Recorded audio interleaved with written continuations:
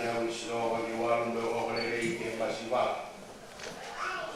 kawa ki hari hari kai ko to ka kesi kanu no wa ku wa le ke popula ko ta wa ni so le ke na to ka ki kanu no wa ta wa ko fu ai ta ni sa o ya ta wa the spirit of the Lord is on me because he has anointed me to proclaim good news to the poor. He has sent me to proclaim freedom for the prisoners and recovery of sight for the blind, to set the oppressed free. In our my Lamani, my foe, my Bowie, my Tao, my Fikau, my Wafa Kabai, the Arab, the Lamani, my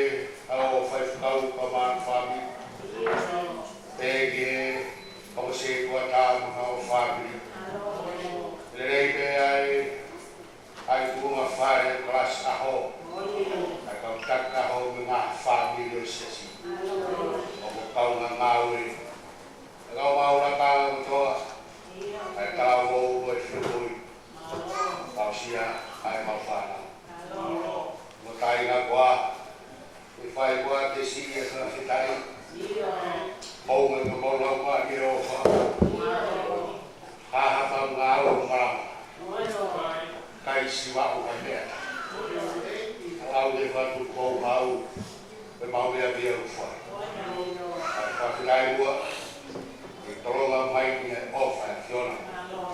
Ma venga polua i ma family. No pau ki fasta i ko fa mo. O ma pa o le fa mo le ka fiona.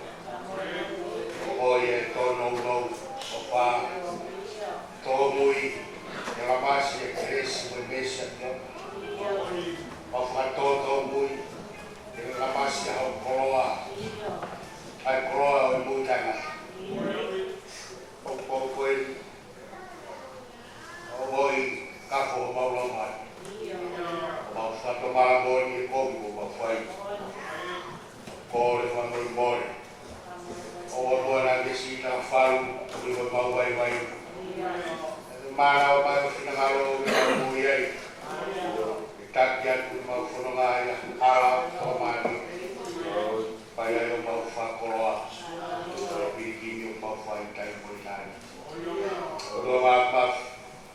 Pau fiat o sesi. Ai bunga fare ko toa o sesi. O wei na mai hapata pun. O fai kau na mai o se pata kau maui. Ai fami na mai mau fanau. Pol nesi afi ta laro. Ko mai ka ba. Ora que Sofia e mau tono. Ora e mo makaia e mau mai vai mana mai mau malo i fo mata bua mau kau e mori mau tuloa e mau ai a higoto ane soia le te na tolu le muy ofia flor mau angaraki fra aula fa toloa ai proa ai fora e fiona e le riu kawai e mau o ui e mau tafoki ni ngā mea mua o i ui ngau hi mau tolu ki mau tau e taritani ai hae mai e whai tau o e beni whai tau o e teu whai tau o e si aki e mea matua ai whakafotu ai mea fōu e mau mata iro ai kaina nau ia ai Manuela o tua o toma fai ko matapo koloa la koe o moi ke mau fia o fia ai mau lau mai ta bua ko siasi famonu ia ta bua ki nau to ko to mia bina uri ha pai ka ma nau to Moe ngā mamahi, o mā tāpua toru e ngā whafufu, au tole kāmu kamesi, au āre taiti, au whoki ki ati o wani, a langalanga e mō ui ko whāo, i taiti ko tūtu ni a fiona. O mā tāpua ngā hi sone a sesi, e ngā hi whatongia a sesi, Iai amanak anga o e siasi koe. Au iai hawi sone o e siasi koe. O lau maari e whotu e kina. O iai au au amanak ianga. O iai e maui sone ki hau tua. O kutolotoi e mo ui e kau amahala sopa. O mamau tākua.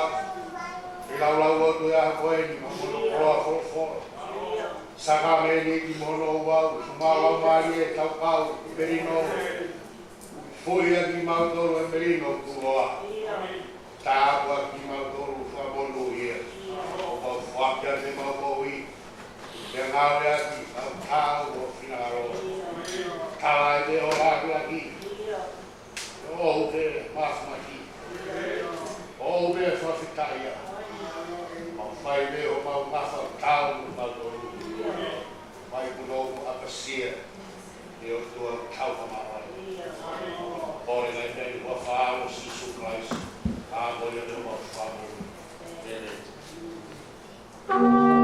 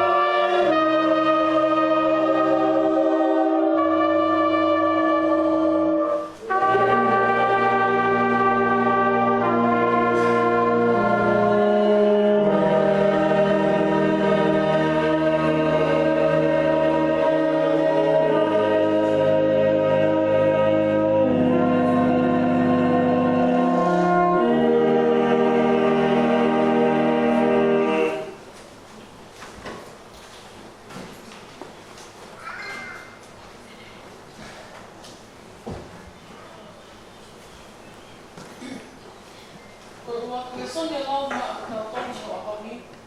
To ia mi fo kama motua, to e palofita pa malakai, to e pahe, te komatalau ia mi te uaki e vesi, o tuku kino wha e vesi.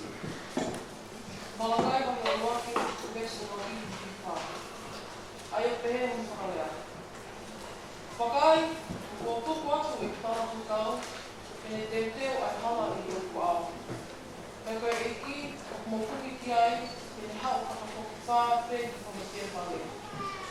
Io, ai angelo o mo nāne te, ai o mo paulea ki ai, wakai o ka ele mai inga ko tōna inga a sihamu sāpau. Ka kohai tene mātu waki ai aho o i ha ele mai. Me kohai tene mātu o ka hā mai o. He o ne hange ko aki o e siri wā, he hange o e sopu ai kōpōki. Me tene nofo koe, siwi mo whakamaa siriwa tōku pe, me tene whakamaa ai haalamu ni wai, me tene tō mei ai ai ori, hange koe kaula mo siriwa.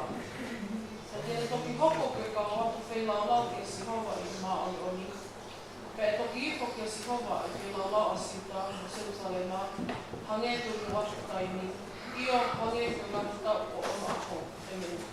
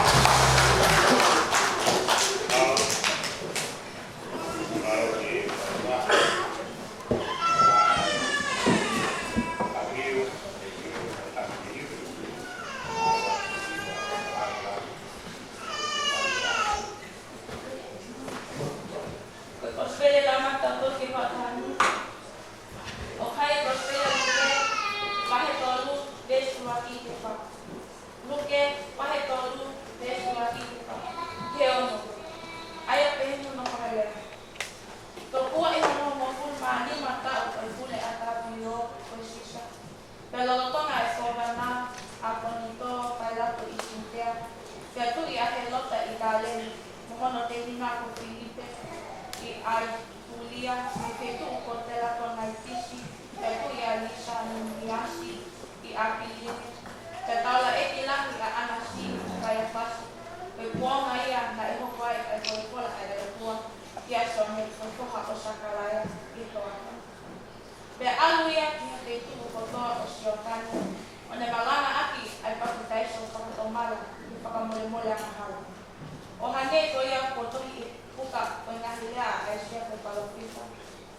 Kwelea o hatokotaha o kalanga ito ako. Mo teo-teo ai hae ana o sihoka. Pakatonton hono ngani hawa. Ilong ha telea pe etan. Pe ilong ha mo unga pe tafunga e holoki. Pe e ngawi ai piko-piko ke toton. Moi toka tamaki ke toka maali. Pe mamata e kakano kotoa ke whakamoui ana ai osua. Amen. Au. Pagbago kay mahanaw yun.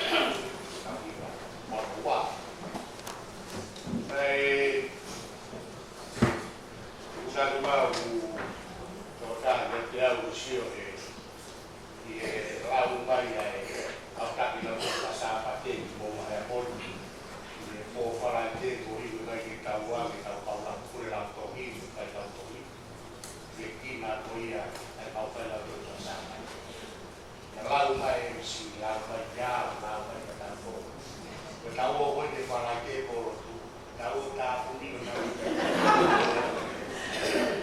aka ki ta iwa la o fai ta la dia tua fia a fo ma ko ta luar ta ko ku ta iwa de ta fai iwa ba ta ki ko ta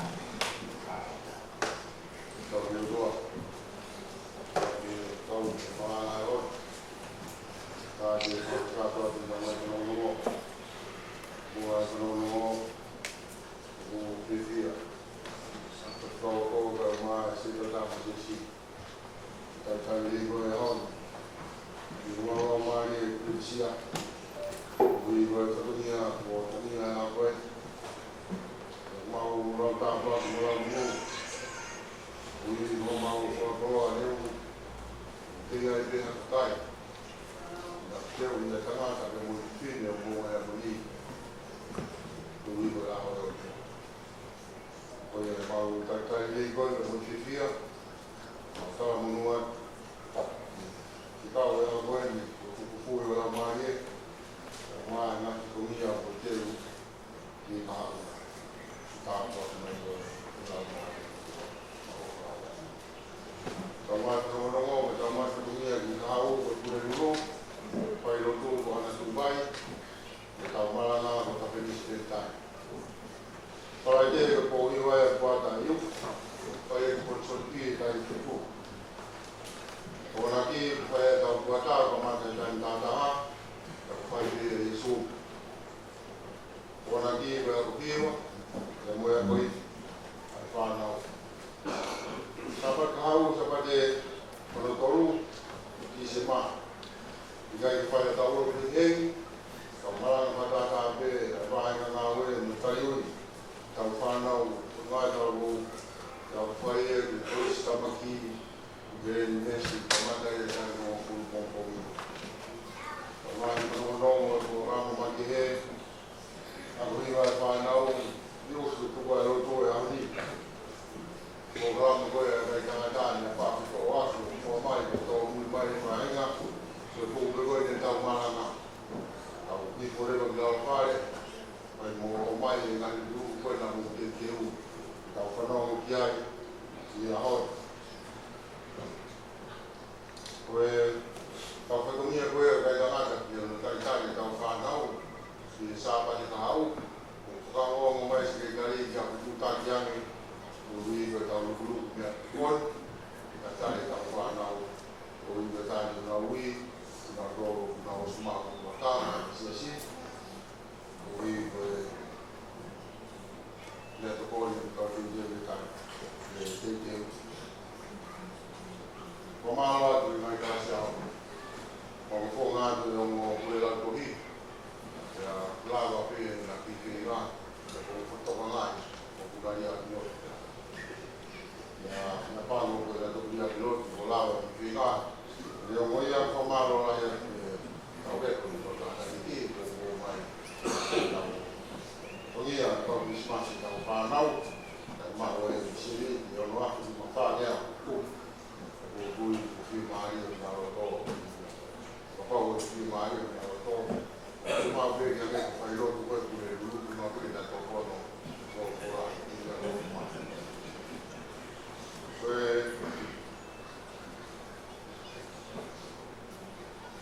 Ora te mata ka ni ne.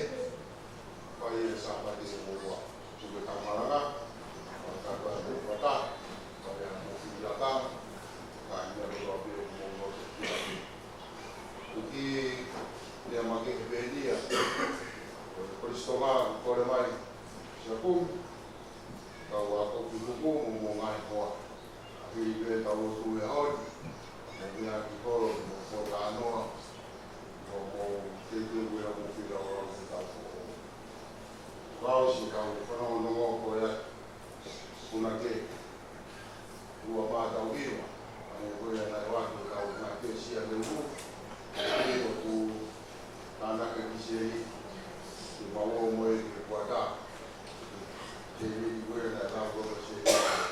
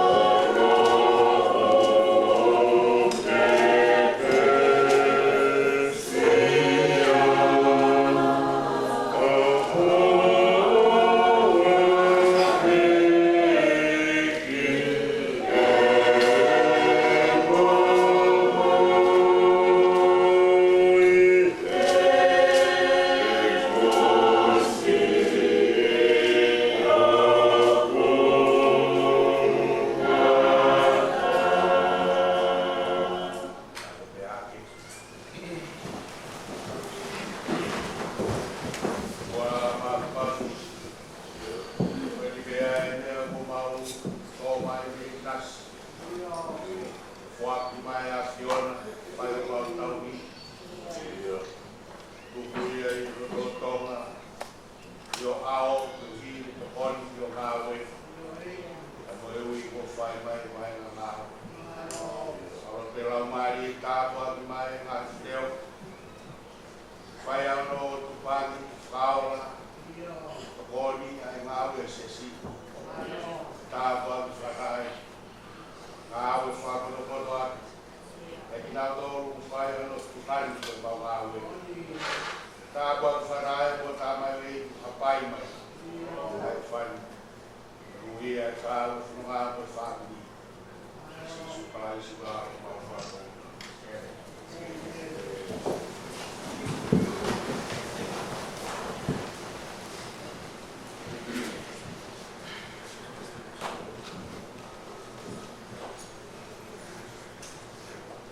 Eri whakapari wani, whaki tāno pai whanau. Paro e rei whanau.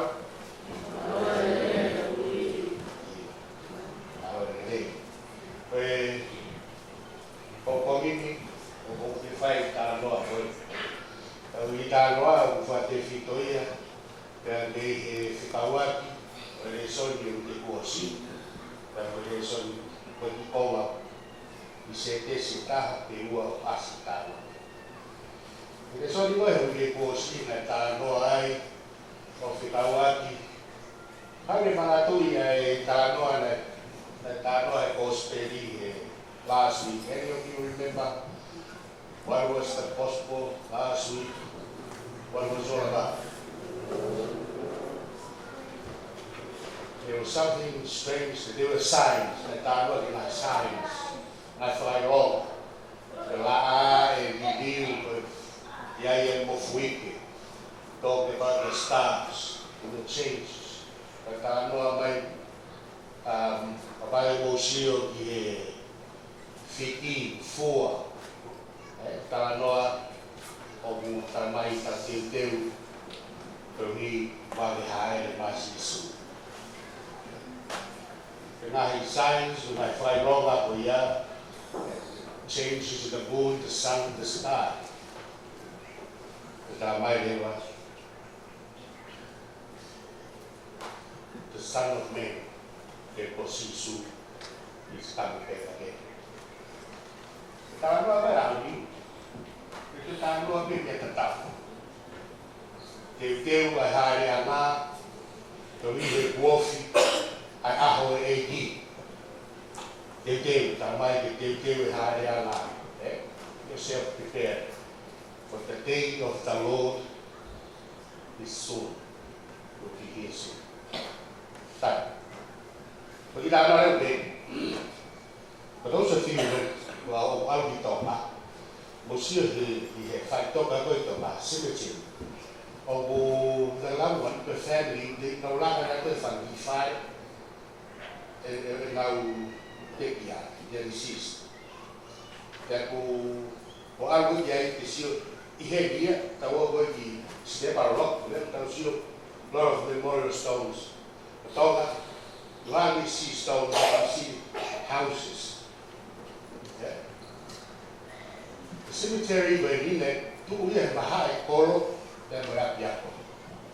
The house got big, Yoko, Alway, Naya, Wokita Maiki, or Frame, Almate, Yako, and I fought him my day after my Kasaka Fumori, I we told that to Hawaii. You all know what we told me. The Peggy, Fabo, and Fidei, finding out. Apa peo kita baiki tai haa Fumori koe e wito. So this day, tāna ke nā mori e wha, ta moe nā lue koe ke nā alu na wangi, tō e uha. Ya nā sio ha ke koe koe whetu ke nā toi toi ai. Nā whatonga e ha, koe whetu pe uofi mai e, one of the houses, koe disease, I he nā awhia te mea huke whae. Before they got in, two of the oranges, tō e tua e tua whae. Ka nā hure o tua. Kai si me, hake mai e two ladies, na nāu tahi.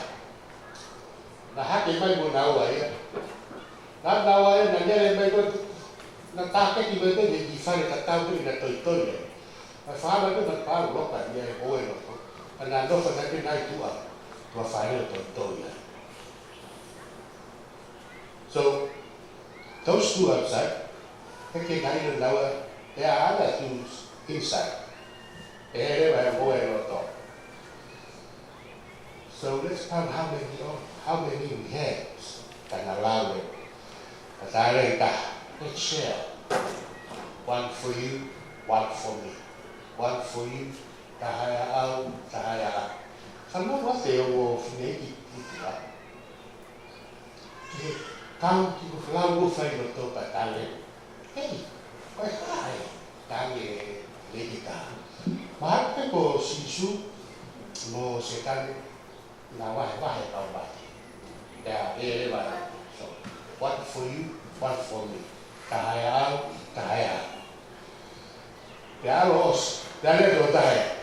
E mana pata tu outside. Uinga ke mo foi mo li pena to tua.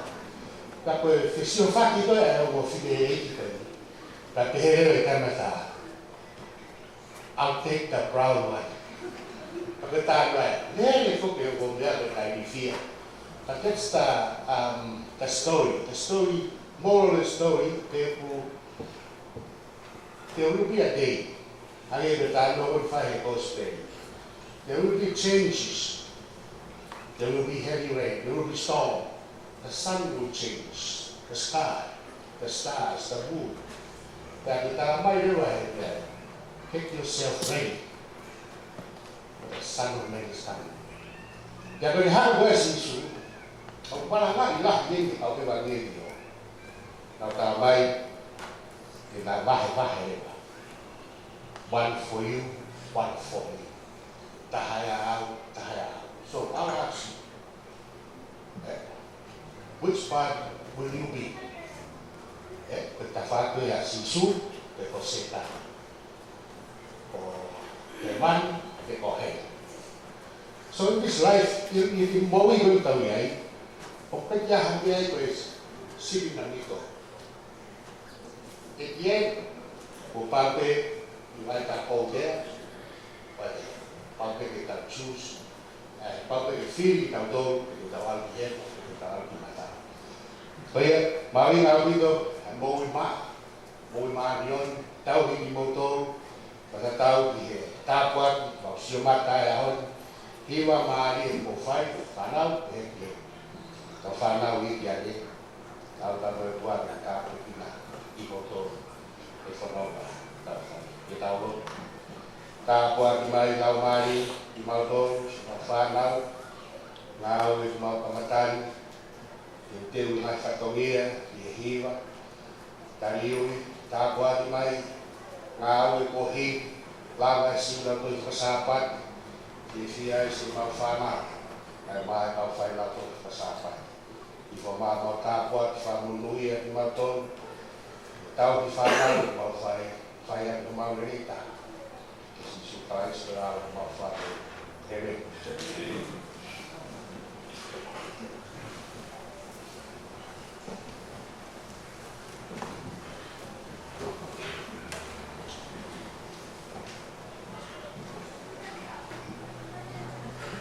For him, Mamaton, Lamaton, Mana, Oni, Nima Yao, Yama Full Maono, and me.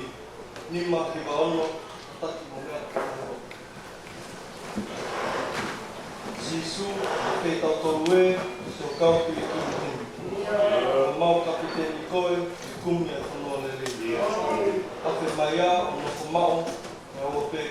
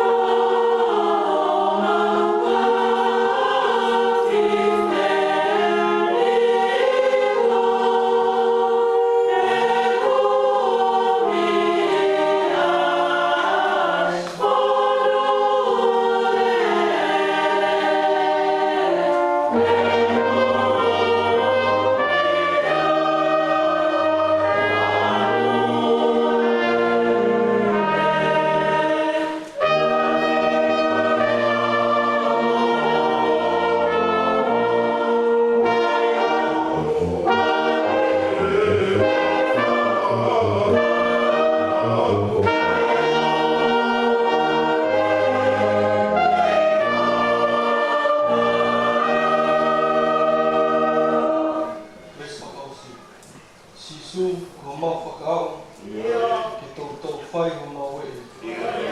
Tuku ke mau ngoi mao, ai mana e whanua me rei. E langa mau whakaau, awhe te wao, awhe te wao.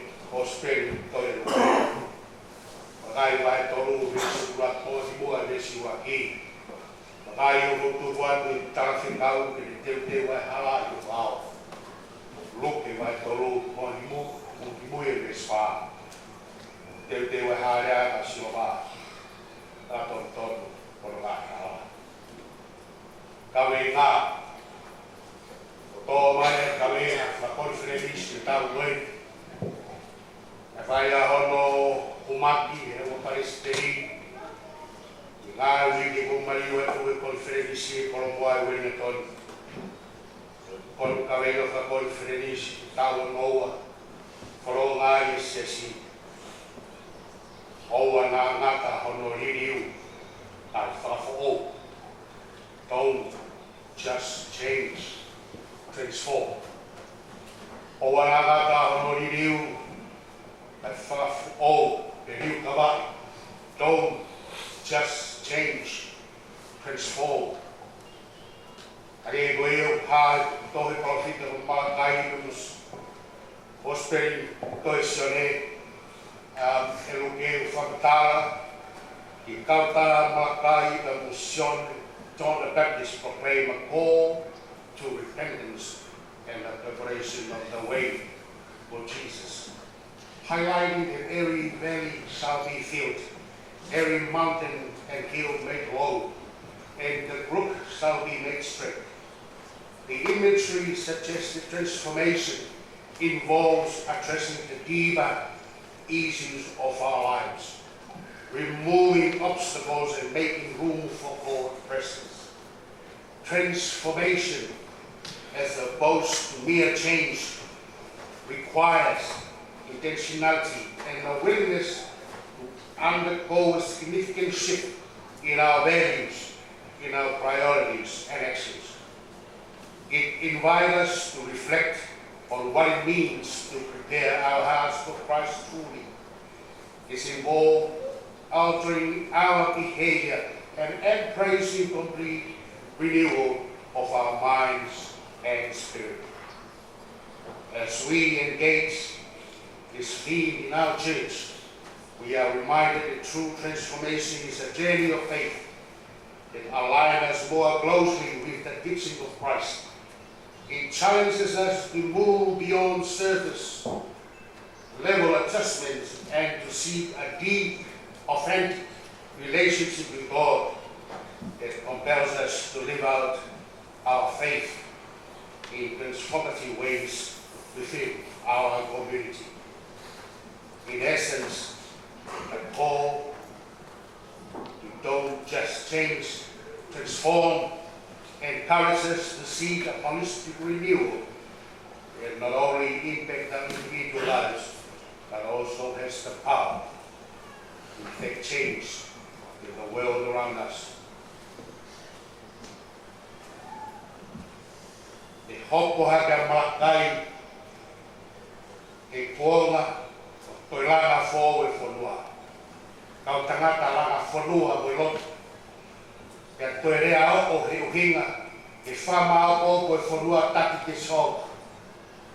Hoko rea koe ni he kuonga kure kau whamau o kau taula e ki. Rea o rea o malakai ni malo ki e kau taula e ki. Ta kau tauri lotu. Lah, bila fai hala. Jadi nau to na wai na ke filau lau. Ke nau oan ke orita sama manu ko me. Tak ya de manu kui pe ke tua de manu hi. Ta he no ko au kai ko. Ke be malakai ko mara ia ta ko fai ka. Pena ada rea ka ka malakai. Ada feu la pe ia be uhiga no imoa ta kau. Petangata na ikai ufi te mamae tu hi pe lao ono popo na ni kamenga ka uki e foki le siova komi he ko se ko pe vete ake ai mere ai moi kano kato e ko ke foki ke sova ai tawa e ki mo famau ai tawa e mo famau pe tawa fa ko mere ma kai te teu e halai e ao sioma e te hoko wha foki wha mai e ne hoko wha foki wha mai loro ka kai e toi mara kai ui roa beia koe hokonga tala o kore rei koe o tua e pais e ni rea ki ai a kau apostolo e whoka fōu ke toi te tapu he peru o kai ko mara kai ia a toi wha mui ta o ki kai. E ka hui o maa inga e tawa whikau o marakai, ua mi ai e kau whatutu koe e tohi tapu. O whatu ke hoko koe halanga, ke whauanga se kau ke whakau mutua, whau ai ke whakau whau. Koe hoko te tau rea kia e whamelo melo e ahoi. A son baptaiso. Whanala e tā moe ko ke. Ai se whihi a te mawhai.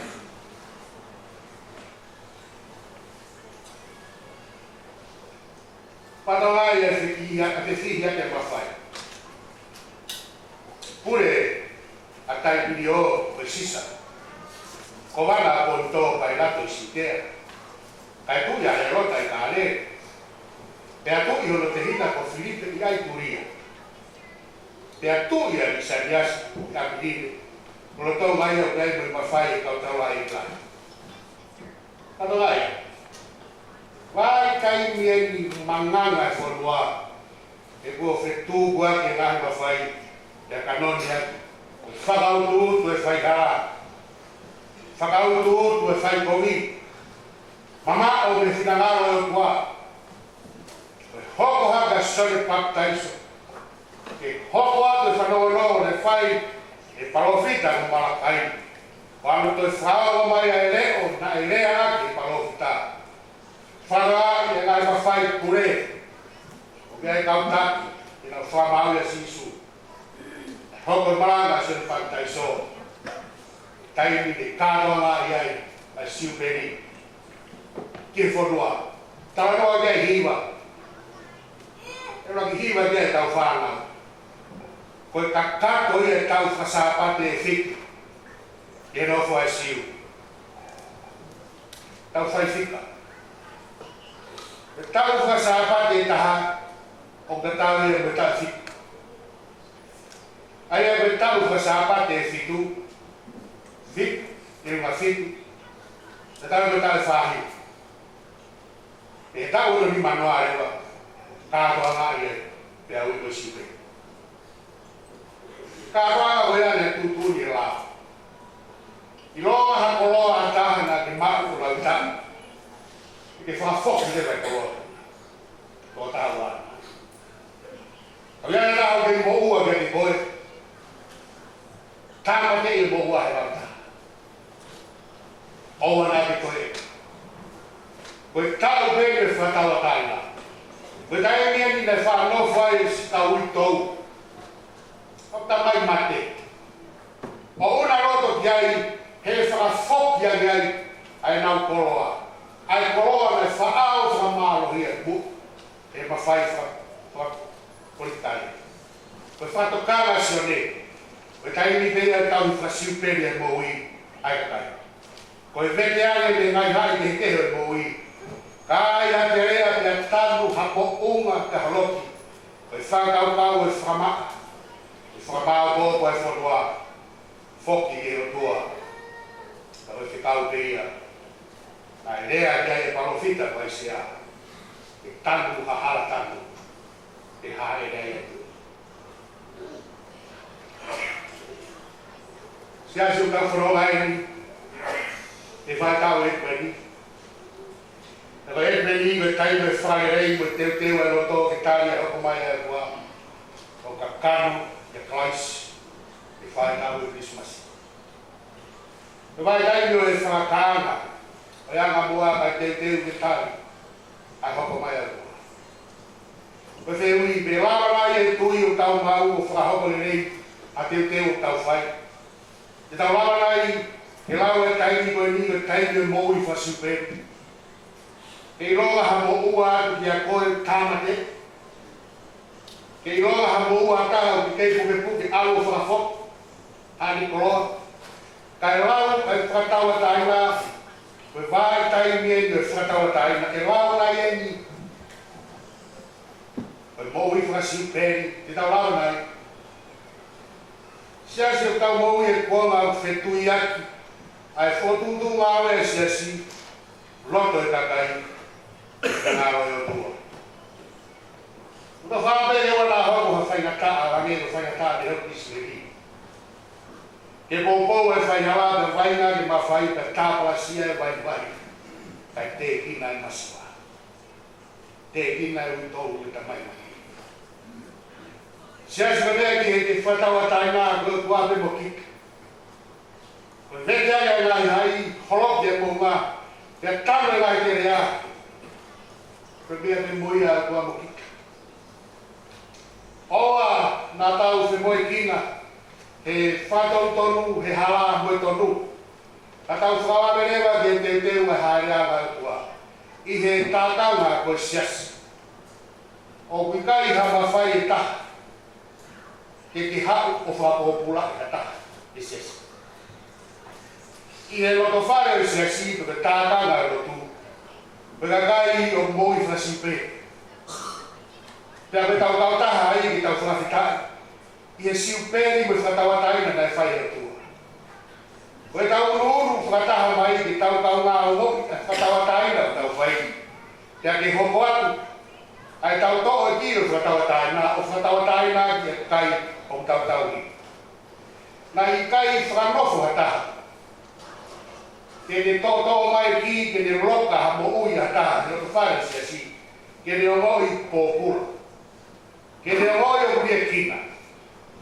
Ke ne ongoi kue noa. Kau hi, e ukiaia e mawhai u ke te koe, puau. Ke mawhai whakopura. E lau nai e mi e se asu, koe kakai mo i whasiupe. O igai whainoa o tau whatongia. A kutuunga he kakoni mai a kua. O tau lau e tu ngani. O tau lau ai whae. Koe whae whamoi whamalakai. Koe tuunga moi whamalakai. Tuunga e tala whitau. E whaongo ki roto mo i roto. Ai whatawataina ko whae e kua. O ikai whakahounga. Ai whei te kani. Koe whawawa. Te pore te sio ki tā. E whai whakamau. Te whakamau ia. E moi whai siu peri. E moi ke whatawatai. E lau mai e moi whamalakai. Ke whanongonongo mo talaki. Ai mo i tawatai na whai. Te kono tawa te. Si su. O honga. A hongo whai ke tea. O kua tawatai na. Iho. I whakatawatai na ka whai polisi. E o whatongia. E ne honga tu lau mai e. E tua whampalakai. E whanongonongo e tawatai na. I konga mawinga. E tara koe. E kai whai whamomua nima. Ai holoki moua o tau whai. E kai whai whamomua nima. Ai tanu e tai kerea o tau whai. Tau trawai. O ana ngata. Honori liu. Ai whafo'ohu. O e ngata. I honori liu kai liu kawa. E kai toka maari e hahala. O ka au ku whai whawhakai mea he. Ka au ku keri ke loloto ke au sia ai uho. O ku iai ai mawhai o whasiuperi. Ke whatawataina. Ke whamore more. Ke ai e kātak. Ke ane moe ofa. Ke tū loto loto. Ke tanu hala tau whai. Ke haere mai au tua. Ko i Manuela tau loto lotonga. Tāpani kāre. Te tau fuma mou wau, tau rau koroha mo lau tāpuat. O ku tū loa e si asi hei e moi māngia ni. E ku foto e māma e kua e ka kai trafikau. O nau vete ai o nau kita. Kai whai e whina ngalo e kua. Pe lau mahari e pehe e mulanga e si asi. Langa e whonua. Te koroa ia e whamiri. O wana ngata hono liriu. Ai whafo. Riu kawai e tau whatunga monua. Ai ngā mea mua e moui. Karawa ia. O tau whatua meri e kia whanua. Tau whatua meri e kia whamiri. O tau whatua meri e kia siasi. O ku tau teru. A haa whanonga. O ku whanu maoni oni. E tari haere mai e tua. Ai ui mānue lau tau o tolo a ku tau manuat. Ngai whatongi e tō te whakafua. Kawangi rā mai lau mai e. Ko me whaftai te honga ina. Tala e whikau o oki. Tala e tau taina e tua. Whai e tiki. Whai e te koe moau. Ka po te whangiri. Wa whai tamai te aro. Me lau mai i mai te rei.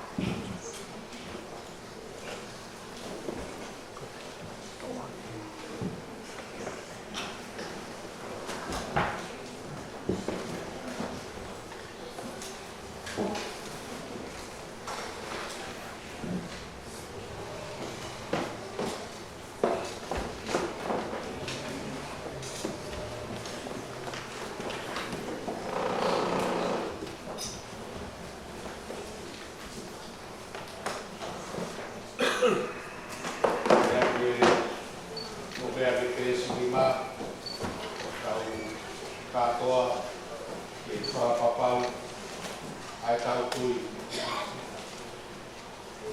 Pesi lima i tau wha ai tau tui reo tua i tau lau whata ai te kau apostolo. O koi kio i au tau mai whakapapa o te kua ai mai mai Jesus Christ on our way to the way to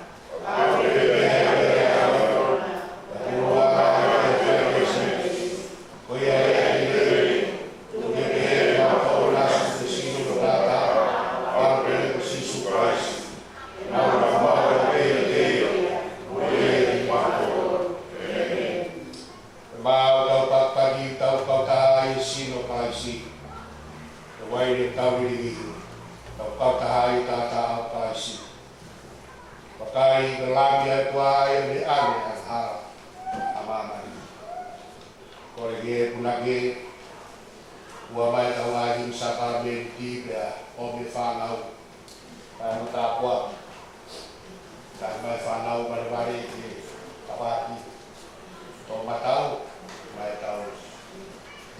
whanau ke alalahi ke tufa ki tato. Pao.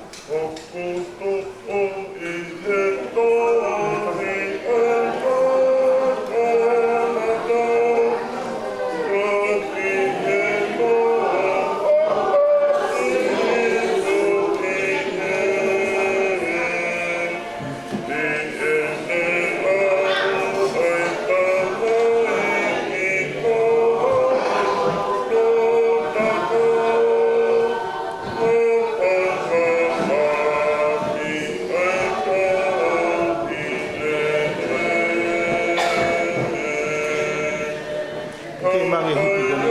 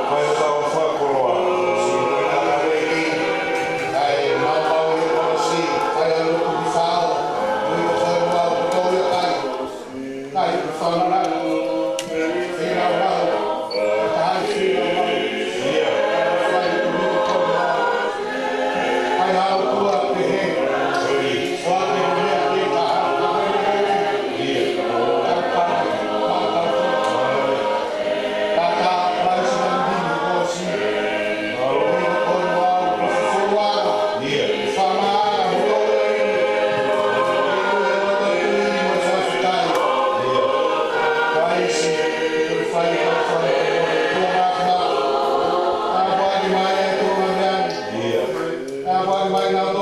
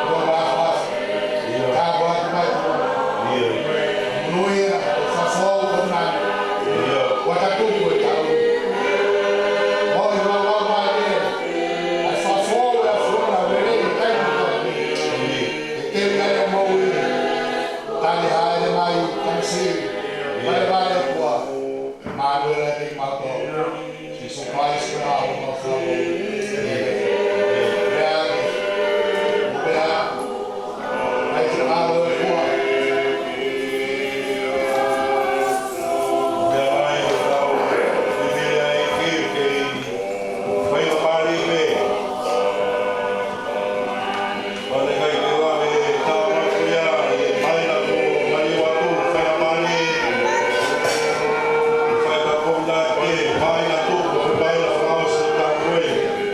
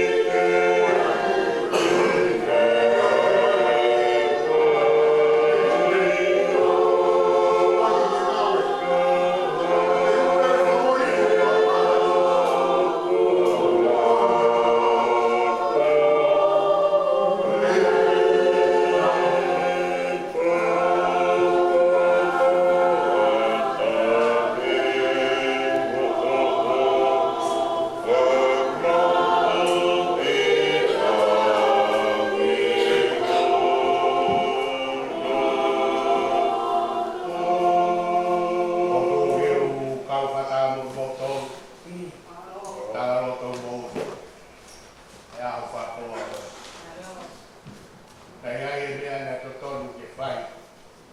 Kai kai ki ulawa whai. Kai ai e mea. O mo ua ki ai. Te au tuku ia ki o tua veri whātu whāpata. Kāwe, kāti lawa. Rangangi o tua veri. O tua veri ne whātu. Ai i koe. Ngai mātua mo wakaia ki mōi. Kuata whaos na tau koe. Pa tua veri.